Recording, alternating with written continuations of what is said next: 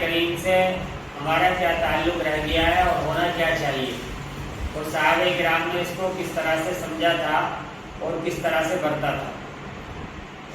صحابہ کرام کے قرآن کریم سینوں میں موجود تھا، حالانکہ اس وقت پورا قرآن بھی کسی کے پاس موجود نہیں تھا، ما بین الدفتین نہیں تھا، وہ کاغذ بھی مشکل سے لوگوں کو نصیب تھا، بلکہ مشکل ہی سے نصیب ہو سکتا تھا، لیکن قرآن کریم ان کے سینوں میں تھا۔ انہوں نے اس کو ہدی للناس سمجھا، ہدی للمتقین سمجھا، اور اس کو معجزہ سمجھا، شفاء لما فی الصدور سمجھا۔ انہوں نے اس کو برتا، اس پر عمل کیا، اور اس پر اپنی پوری زندگی کو قربان کر دیا۔ اب ہم خود غور کریں کہ ہمارا کیا تعلق رہ گیا ہے قرآن کریم سے۔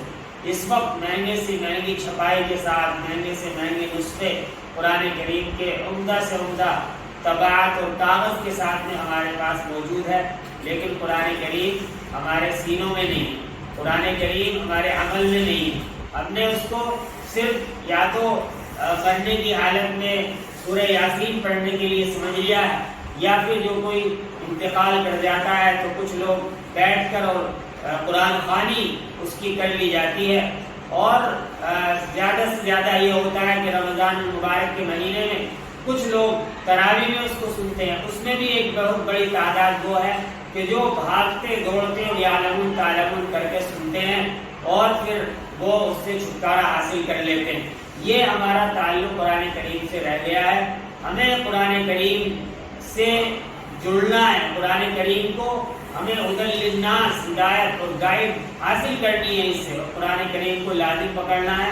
یہ ہمارا جو تعلق ہے قرآن کریم سے، یہ بہت ہی افسوسناک اور بہت شرمناک ہے۔ ہمیں اپنی اس حالت کو بدلنا ہے۔ قرآن کریم یہ صرف مردوں کے لیے نہیں ہے، بلکہ یہ زندوں کی کتاب ہے، یہ زندوں کو رہنمائی کرنے کے لیے آیا ہے۔